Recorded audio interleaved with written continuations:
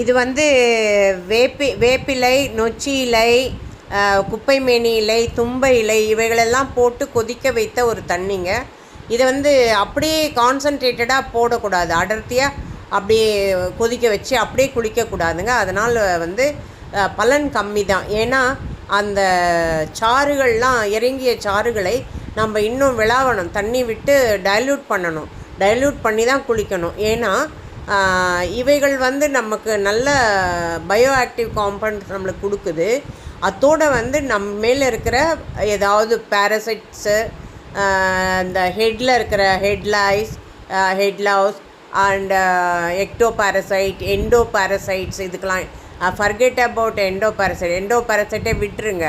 Ecto parasites நம்மக்கிட்ட இருக்கிற பாக்டீரியாக்கள், பேரசைட்ஸ் உடம்பில் இருக்கிறத நம்ம வந்து குளிக்கும் பொழுது இந்த மூலிகை தண்ணி வந்து நம்ம உடம்பில் படும் பொழுது அது வந்து நம்மளுக்கு இந்த ஆன்டி பேரசைட்டிக்காகவும் ஆன்டி பாக்டீரியலாகவும் இது வந்து செயல்படுங்க.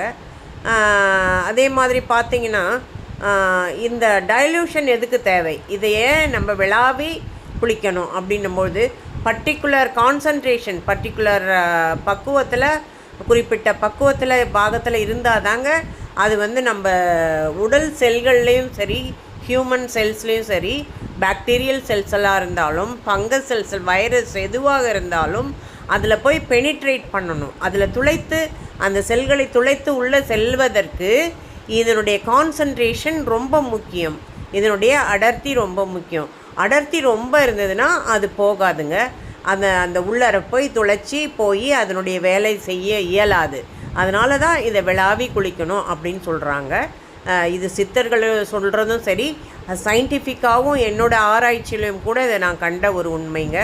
ஒரு 3 வருட காலமாக ட்ரிஃப்லா என்று சொல்லக்கூடிய திரிப்பலா, அதில் வந்து பல்களில் நோய் உண்டு பண்ணக்கூடிய கிருமிகளை வைத்து நாங்கள் அதை வந்து ஆராய்ச்சி பண்ணும்பொழுது என்னுடைய கண்டுபிடிப்பில் ஒரு 2 வருஷம் அதுக்கு ஆக்ஷனே இல்லை. அந்த பாக்டீரியாவை அது கொல்லத்துக்கு முடியல, எதுவுமே.